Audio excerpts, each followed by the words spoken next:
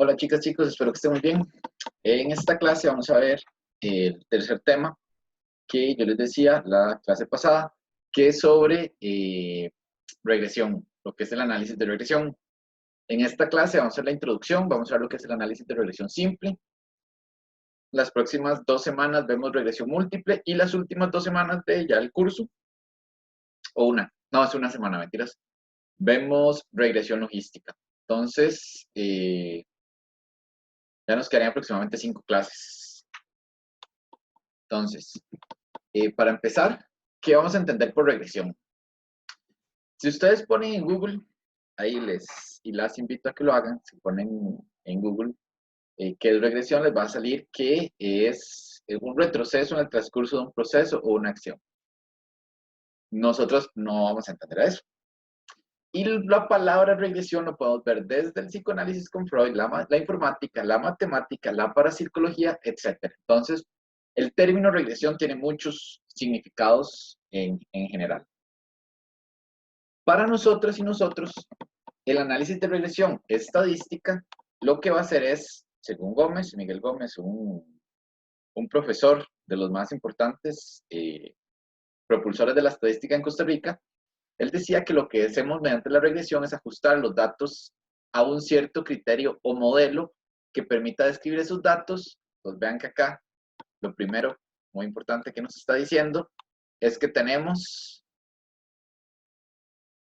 descripción.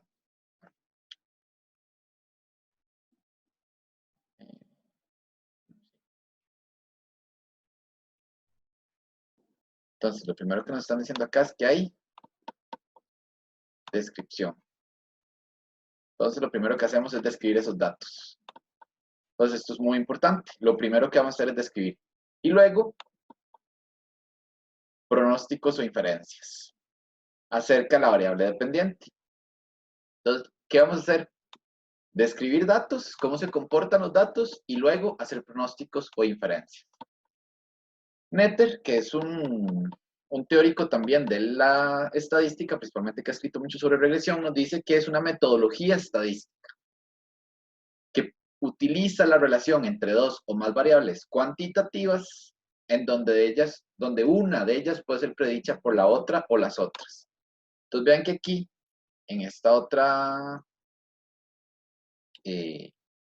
definición, tenemos relación entre dos o más variables, donde una de ellas, esto es súper importante, puede ser predicha por la otra o las otras. Entonces, eso para nosotros es súper importante.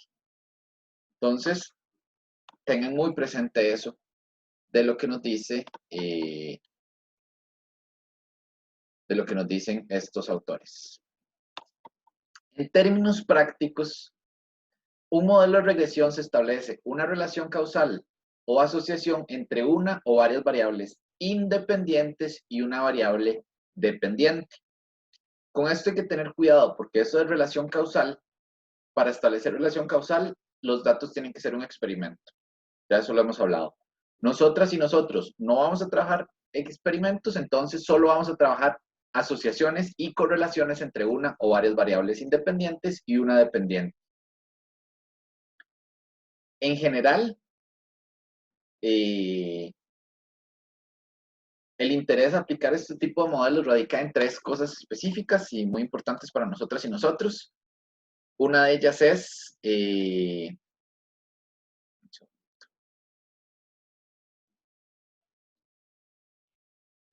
uno de ellos es efecto promedio de la variable X sobre la Y. Esto es la parte descriptiva que veíamos en la parte anterior. Luego, tenemos determinar si el efecto es estadísticamente significativo. Esto sigue siendo, esta parte de acá es descriptiva, ¿verdad? Entonces estamos describiendo datos. Esta parte de aquí lo vamos a hacer si tenemos una muestra, porque la significancia siempre va a relacionarse mucho con la parte de la inferencia estadística. Y por último, establecer el poder predictivo o explicativo del modelo teórico. Entonces vamos a predecir, vamos a ver si mi modelo es bueno o no para predecir y vamos a predecir. Eso es lo que nosotros queremos hacer. Entonces, ahora, hablamos acá atrás de una regresión, una relación entre una o varias variables independientes y una dependiente. Una variable dependiente es aquella a la cual nos interesa medir el efecto que hay sobre esa variable. Es decir, es la variable a la cual nos va a interesar hacerle la medición. Entonces, esta es muy importante porque es sobre la cual nosotros y nosotras queremos medir o ver esos efectos.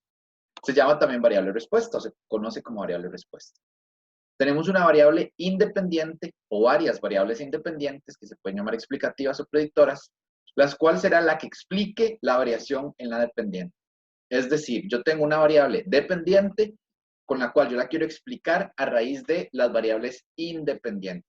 Entonces, yo quiero explicar cómo varía la dependiente a raíz de cómo se varían o cómo se comportan las variables independientes.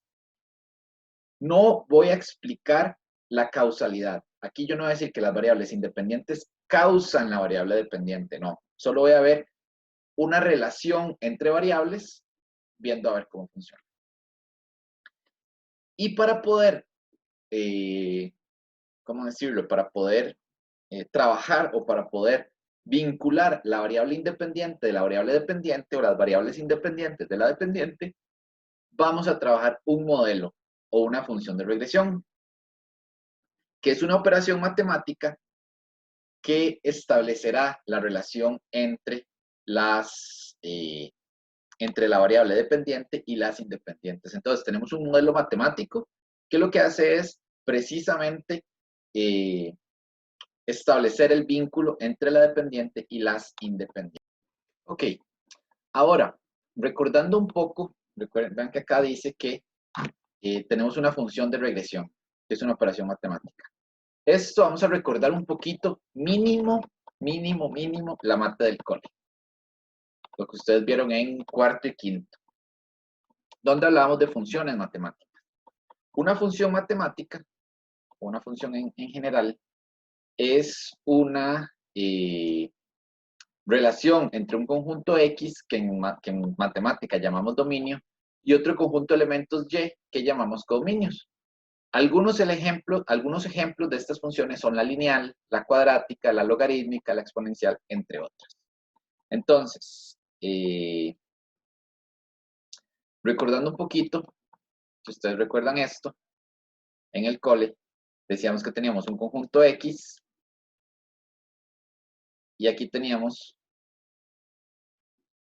su dominio, perdón, este es dominio.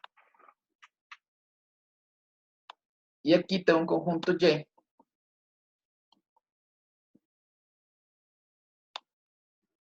que tiene, por ejemplo, una serie de números, que aquí puedo tener 3, 5, 7, 9. Pongamos esos números. Y en el codominio, y ese es el codominio, ¿verdad? Esto lo llamábamos en el colegio codominio, esto lo llamábamos dominio. Entonces, eso lo teníamos ahí, y aquí puedo tener una serie de números como 1, 2, 3, 4, hasta 4, ejemplo. Entonces, ¿qué era una función? Yo aquí puedo establecer una relación y decir, este 1 va con este 3. Este 2 va con este 5.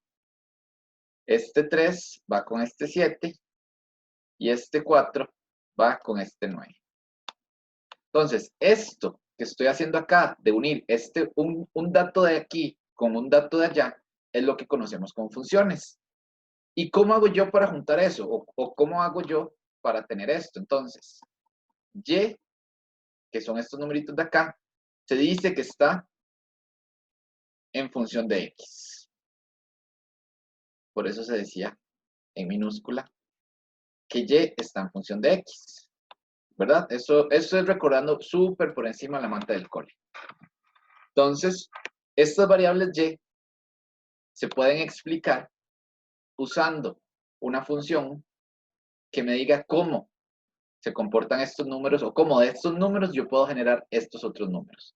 Esto es muy por encima de lo que es una función, ¿verdad? Entonces, esto de acá que tengo, que es una función, es lo que yo hago para, como por así decirlo, hacer esto, pasar de acá a acá. Entonces, esto de acá es lo que yo llamo una función, ¿verdad?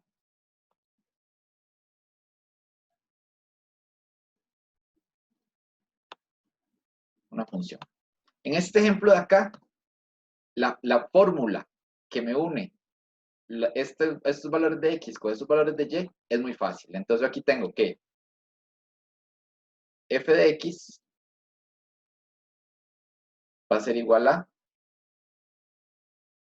2X más 1. ¿Cómo sé yo que es 2X más 1? Vamos a ver el primer caso.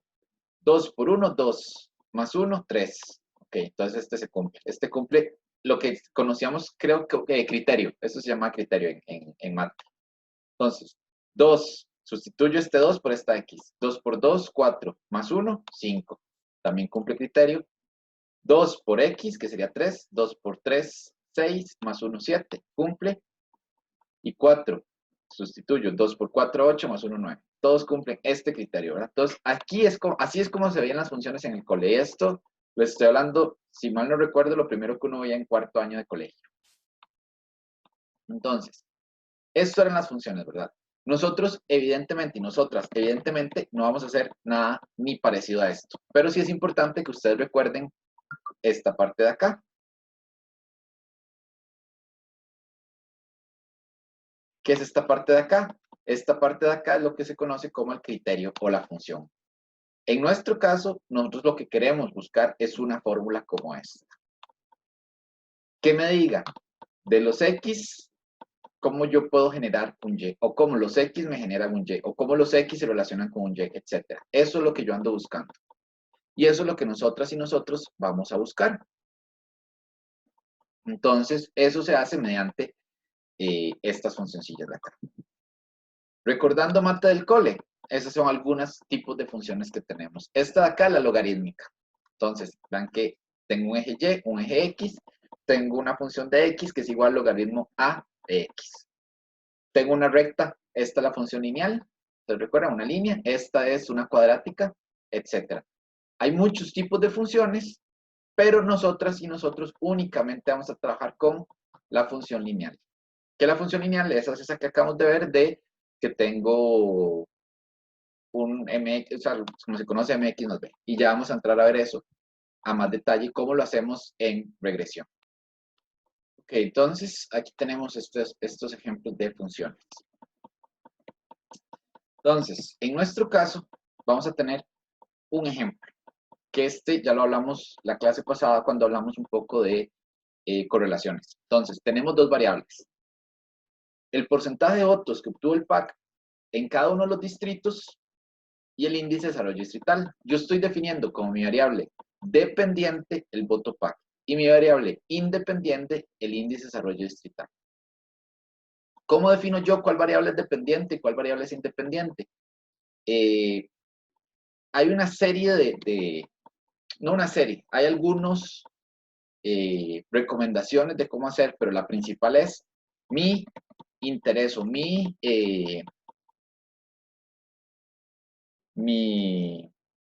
¿cómo se dice? Mi objetivo de investigación o mi pregunta de investigación. En este caso, mi pregunta de investigación sería cómo variables de tipo o de desarrollo inciden o explican el resultado electoral de 2018, en este caso del PAC. Entonces, ya con mi pregunta de investigación desarrollada, que es cómo inciden las variables de desarrollo en el voto, el resultado de votación 2018, ya sé cuáles variables yo tengo que usar. Entonces, estas dos variables, una X y una Y, tienen esta fórmula. Vean que aquí yo tengo un Y, tengo lo que nosotros vimos allá, de un valor que acompaña una X y uno de estos. Entonces, en la parte de regresión de funciones lineales, esto lo llamábamos B Bueno, esto generalmente se presentaba al revés. Nosotros decíamos que teníamos una función de x que es igual a m más mx o mx más b. Era como uno lo ponía en el cole. Así era la función en el cole. Entonces, esta es nuestra regresión lineal. Nosotros solo vamos a trabajar la función lineal, que es esta, la que tiene la forma b más mx o mx más b. O sea, el orden no altera el producto. Entonces, así es como nosotros y nosotros vamos a trabajar eso. Entonces, digamos. Ahora, entonces ya tenemos un modelo. Este es el modelo de regresión. Esto de acá es mi modelo de regresión. ¿Qué es esto? Una función. ¿Una función de qué tipo? Lineal. Entonces, ya es todo lo que vimos anteriormente, que tenemos una función, y esta función es la que me va a servir para ver la relación que tienen las dos variables, tanto x como y. O sea, cómo x explica y. ¿Mediante qué modelo? Mediante este modelo de acá. ¿Qué tipo de modelo es? Una función lineal. Por eso esto se llama regresión lineal. ¿Por qué? Porque lo que usamos es una función de tipo lineal, como lo que se conoce como función de enlace. Si recuerdan, este diagrama o este gráfico es el mismo de la clase pasada. Que vean que aquí teníamos los puntillos, que cada puntillo es eh, una, una observación, y esta línea de acá, que al principio no le he prestado mucha atención, esta línea de acá es mi recta de regresión. Esto es mi recta de regresión. Entonces, ¿qué hace la regresión en general? Entonces, lo que hacemos con la regresión es esto. Voy a borrar esto. Ok. ¿Qué hacemos con la regresión? Con la regresión tenemos esto.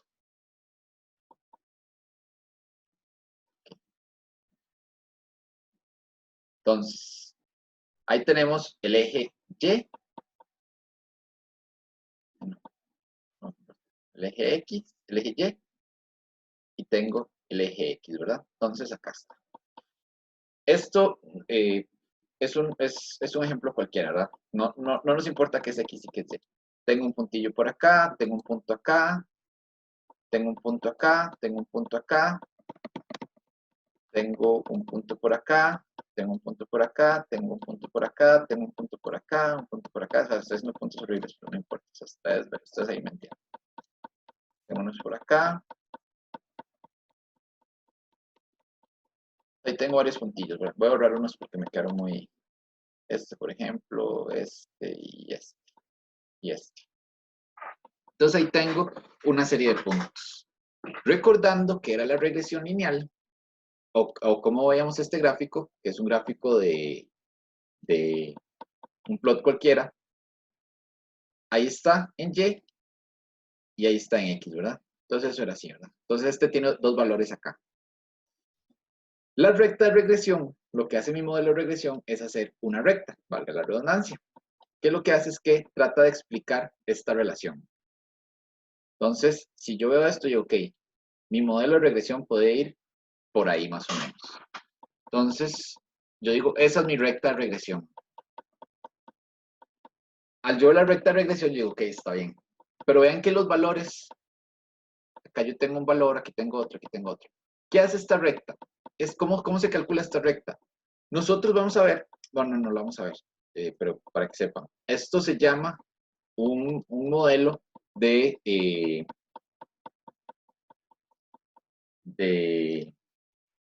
mínimos cuadrados ordinarios, o la forma de calcular se llama mínimos cuadrados ordinarios. ¿Qué hace? Vean que, por ejemplo, acá, en este puntito de acá, hay una distancia entre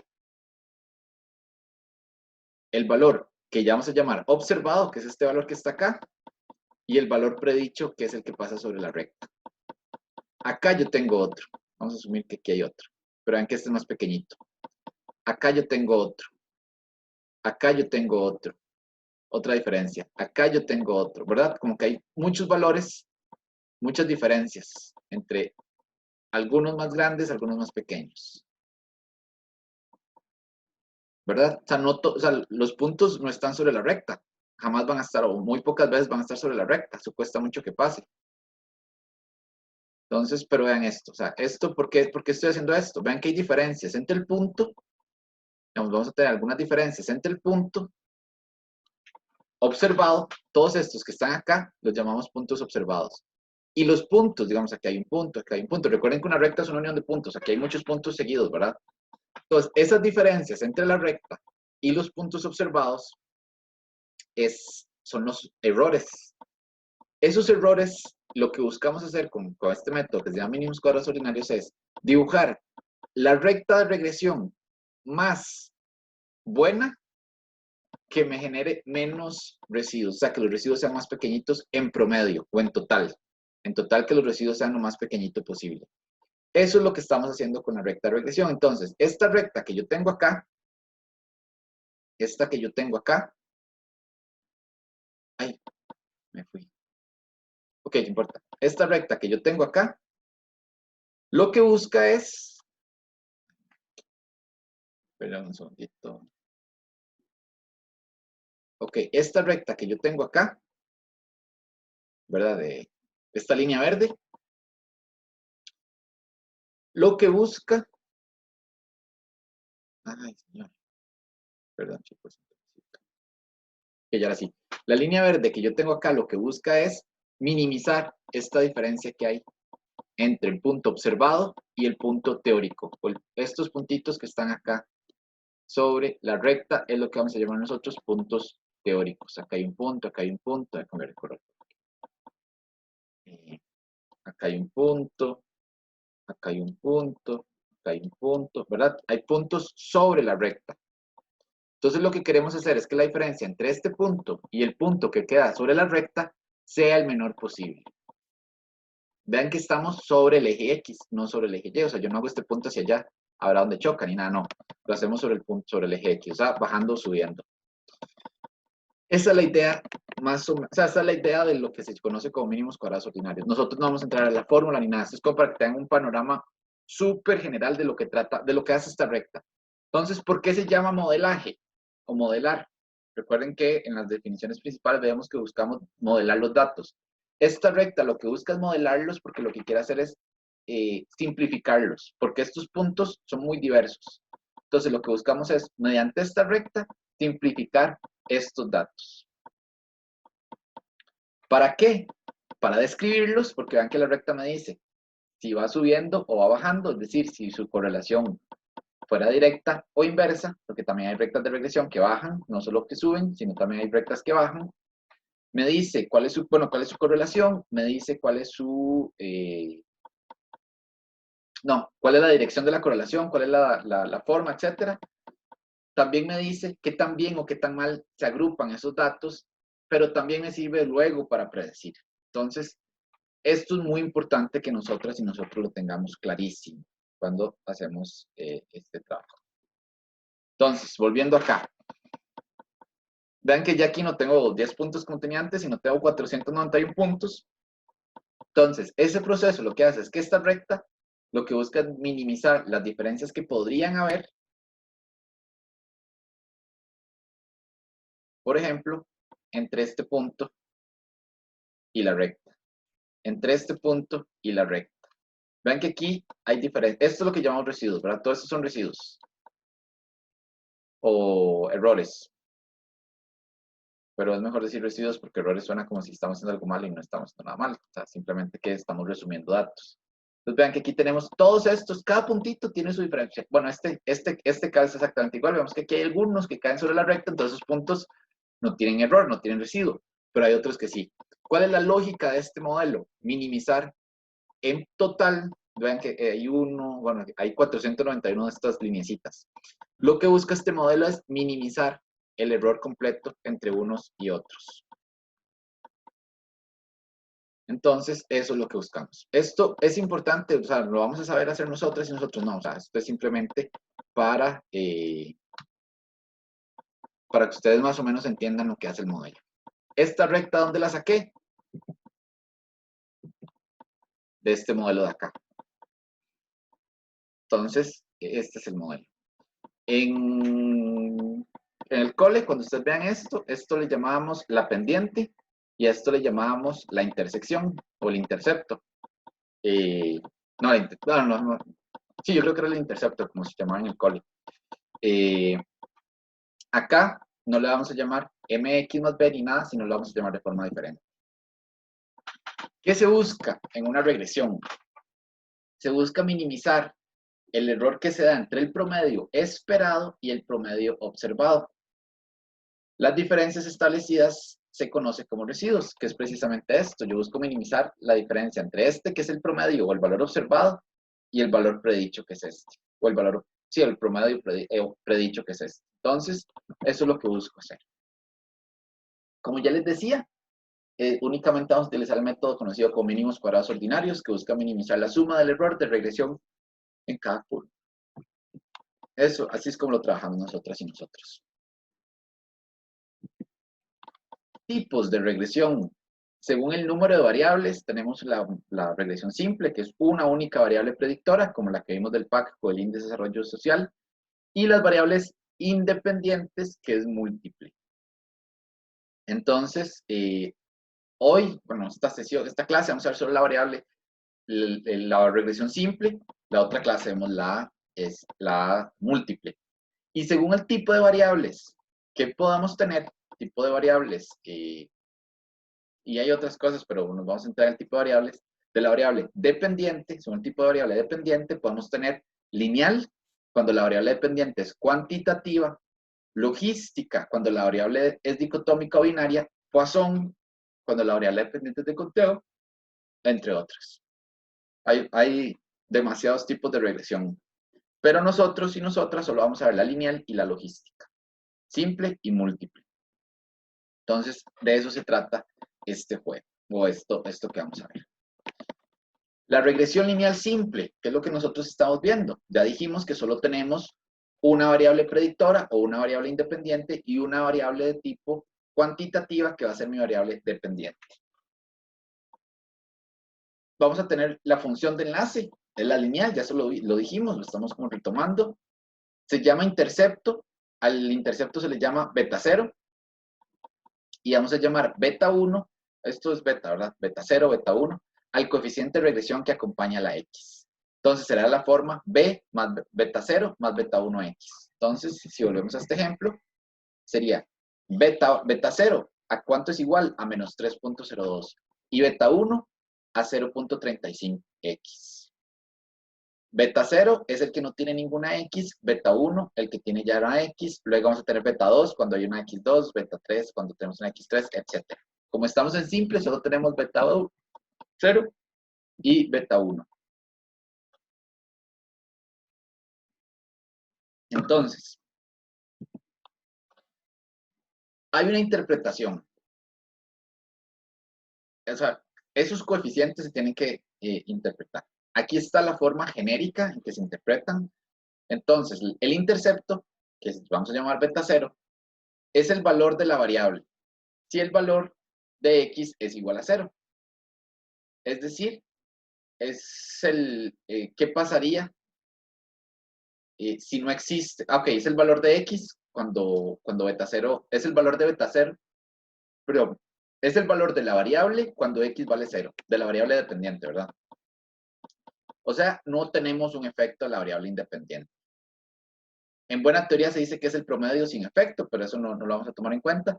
Y en ocasiones ese no tiene sentido su interpretación. El beta 0 no es tan importante interpretarlo. El que sí es muy importante interpretarlo y entender cómo se interpreta es el beta 1. El beta 1, interpretación genérica, la variable y varía en beta 1 unidades por cada cambio de una unidad en la variable x. Aquí es la variable x. La variable x. Ahorita lo cambio. Más, mejor lo voy a corregir de una vez. Ok, ahora sí. Entonces, el beta 1 se interpreta como la variable y varía beta 1 unidades por cada cambio de una unidad en variable x. Esto no se entiende de esta forma. O sea, yo sé que esto no tiene ningún sentido lo que le estoy diciendo, entonces veamos un ejemplo. En el ejemplo anterior teníamos que Y es el voto del PAC en 2018 en cada distrito, el porcentaje de votos PAC en cada distrito. X es el índice de desarrollo social distrital. tengo que la función beta 0 es igual a menos 3.02 y beta 1 es 0.35. Entonces, aquí yo digo, si el índice de desarrollo distrital fuera 0, el porcentaje del PAC sería menos 3.02%. No tiene sentido. Vean que acá yo digo, en ocasiones no tiene sentido su interpretación. Entonces esto no tiene sentido. ¿Cuál es el importante? El beta 1. ¿Cuál es el beta 1? El que acompaña a la X, es decir, 0.35. Entonces, ¿yo qué digo? Por cada cambio de 1 en el índice de desarrollo social distrital, que es mi variable, mi variable independiente, por cada cambio de 1 en el índice de desarrollo social, el PAG obtiene un 0.35%. ¿Por qué por ciento? Porque es la unidad de medida de la variable. Eso sí tenemos que hablar en las unidades de medidas propias de cada variable. Entonces, el PAG obtiene un 0.35% más. ¿Por qué más? Porque es positivo. Cuando este coeficiente es o este signo es positivo, aquí yo digo que más. Entonces, por cada cambio de una unidad en el índice de desarrollo social distrital, el PAG obtiene un 0.35% más. Y también me tengo que preguntar si es un buen modelo. Entonces, para determinar si el modelo es bueno o no, se recurre al R cuadrado de Pearson, el cual nos indica qué tan bueno es el modelo. También se le conoce en ocasiones como bondad de ajuste, es decir, que también se ajustan los datos al modelo propuesto. El R cuadrado de Pearson siempre va a estar entre 0 y 1. Yo lo puedo multiplicar por 100 y obtengo un porcentaje. Entonces se interpreta como un 44.67% de la variabilidad del resultado del PAC en 2018 en los distritos se puede explicar mediante la variación del índice de desarrollo social distrital. Entonces, yo lo multiplico por 100 y expreso cuánto es la variabilidad de la Y, de la variable Y, se puede explicar en términos de la variación de la variable X. O sea, ¿qué tanto de X explica Y? Más o menos así es como se puede interpretar. Y al igual que el coeficiente de correlación de Pearson, si es mayor a 0.3 o al 30%, ya puedo decir que es alto. Entonces, como es alto, el modelo es bueno. Aquí yo ya no interpreto correlación, sino ya interpreto qué bueno, qué tan bueno o qué tan no bueno. No qué tan malo es el modelo, sino qué tan bien ajusta o no el modelo a los datos que yo tengo. Así es como se interpreta. Tenemos una serie de supuestos. La primera es que existe una asociación lineal entre ambas variables, que se conoce como el supuesto de linealidad. También hay otro que dice que los errores se distribuyen de forma normal, que se llama normalidad condicional. Los errores tienen una misma variabilidad, que se conoce como homocedasticidad. No existe relación en el tiempo-espacio entre las respuestas, es decir, no hay autocorrelación. No existe correlación entre las variables explicativas, no multicolinealidad. Este último solo aplica para cuando tenemos más de dos variables independientes. Entonces, el resto sí se aplica. La próxima clase vamos a ver en R cómo hacemos para analizar estos supuestos. De momento lo vamos a dejar solo como parte teórica, como cuáles son esos supuestos, y los vamos a dejar por acá. Si yo tengo muestras, vean que yo acá estoy trabajando con una población de distritos, o sea, no tengo muestras. Si yo tuviera una muestra, tengo que hacer una prueba de significancia de los coeficientes, es decir qué tan buenos o qué tan útiles son mis coeficientes. Entonces tengo que tener una hipótesis nula donde digo que beta 0 es igual a 0, con una hipótesis alternativa que dice que beta 0 es diferente de 0. Igual pasa con beta 1. Beta 1 igual a 0 la nula, beta 1 diferente de 0 la alternativa. Y ahí ya tengo, ahí yo ya tendría mi prueba de hipótesis. Esto lo vamos a ver bien cuando lo hagamos en R. De momento no lo vamos a entrar a ver porque estamos trabajando con datos de una población. Entonces esto no tendría sentido de hacer. ¿Y qué es la predicción? Una vez que estimamos el modelo, la predicción nos ayuda a determinar qué valor podría asumir la variable Y dado un valor de X. En el caso del ejemplo que estamos viendo, ¿qué valor tendría o qué valor hubiese obtenido el PAC en 2018 en un distrito con un índice de desarrollo social distrital de 58. ¿Cuál sería ese valor que debería haber obtenido el PAC? Entonces, yo tengo esta función. Vamos a volver un poquito la función. Tengo esta función, ¿verdad? Entonces, ¿qué hago yo? Si ya sé que X es igual a 58, simplemente sustituyo el valor de 58 en X y hago la ecuación y ahí obtengo el valor de Y. ¿Qué implica esto? Esto implica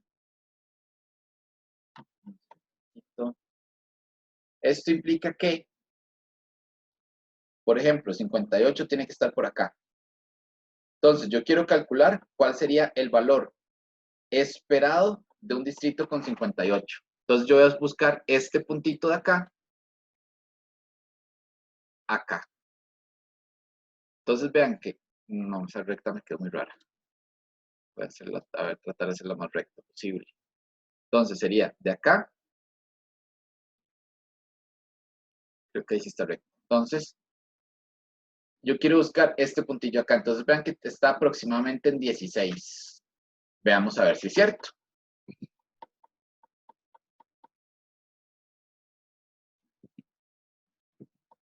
Miren que okay. Entonces, ahora yo quiero ver si eso que dije fue cierto. Que tiene que ser aproximadamente 16. Ok, entonces acá llego. Entonces sustituyo. Esto lo meten en la compu, R también lo hace. Ustedes pueden usar R como una calculadora. Y me da 17.57. No estuve tan perdido. Entonces, en este distrito con un valor de 58 en el IDS, se espera que el PAC haya obtenido un valor de 17.57 en su votación. Esto es lo que se conoce como pronóstico o como predicción. No necesariamente estamos prediciendo el futuro, ¿verdad? Sino estamos prediciendo qué valor tendría la variable Y en un punto determinado de la variable X. Eso es lo que hacemos cuando predecimos. Así es la salida de R. La vamos a ver en la clase. Acá tenemos otro ejemplo, índice de desarrollo distrital y restauración. Acá vean que yo ya pongo el comando, etcétera. Me da los coeficientes. Estos son los estimados. Me lo da en orden. Primero me da el beta 0, luego me da el beta 1. Acá me da, acá abajito, me da el R cuadrado, que es el que yo necesito para ver modas de ajuste. Entonces, con esto, ya puedo venir. Modelo. Y es igual a 44.24 menos 0.31. 44.42 menos 0.31. Sí, aquí era 42, puse 24, puse al revés. La interpretación. El beta 0, que es este de acá. Si el índice de desarrollo distrital de un distrito es 0, se espera que el PRN obtuviera un 44.24% en la votación de 2018. Así interpreto beta 0. Beta 1. Por cada cambio de una unidad en el índice de desarrollo social, el porcentaje de votos del PRN disminuye en un 0.31%.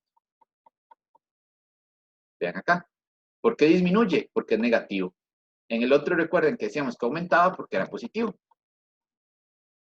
R cuadrado, vean que 0.19 es un mal ajuste. ¿Por qué es un mal ajuste? Porque es menos de 0.3, que fue lo que dijimos. Entonces yo puedo decir que la variación de la votación del PRN en los distritos se explica un 19% por el índice de desarrollo social. Es decir, esta variable no es la que más explica la variación de los votos de restauración. Y lo mismo, si un distrito tiene un valor de 58 en su IDS, ¿cuál sería la votación del PRM? Vamos acá un segundito. Ah, no tengo el gráfico acá. Pero bueno, con este modelo, yo lo que hago es que esta X la sustituyo por 58 y me da 26.25. Entonces, en un distrito con un valor de 58, en su índice de desarrollo social, restauración obtendría un 26.25% de votos. Como yo les había dicho, este tema tal vez es un poquito más abstracto. Yo espero que cuando ya lo veamos en R ya podamos aterrizar mucho más y empezar a encontrar la utilidad. Entonces, nos vemos en la clase asincrónica, perdón, y nos hablamos la próxima semana. Que estén muy bien y se cuidan.